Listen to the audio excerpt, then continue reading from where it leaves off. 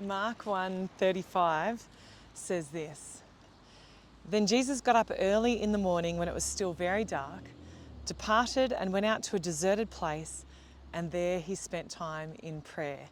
Welcome to day 3 of Silent Night, which is day 18 overall. After this, we've just got 2 days left.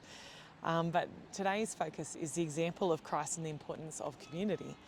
So Jesus modelled for us a life of love and rest. Jesus took time for prayer and solitude. And if we're to do all that God has for us to accomplish in the way that He wants us to accomplish it, so must we.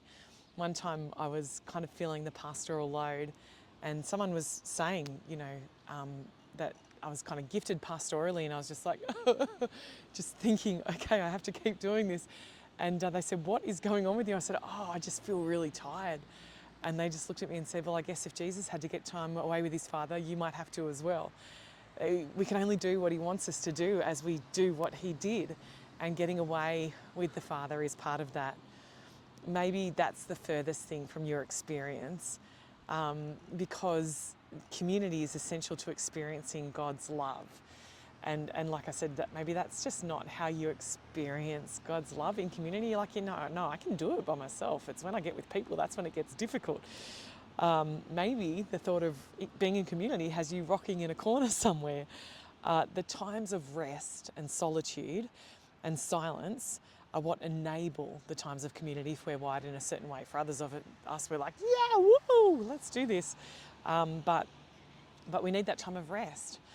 But if we're wired oppositely, the times of community connection are what enable us to take times of rest and silence.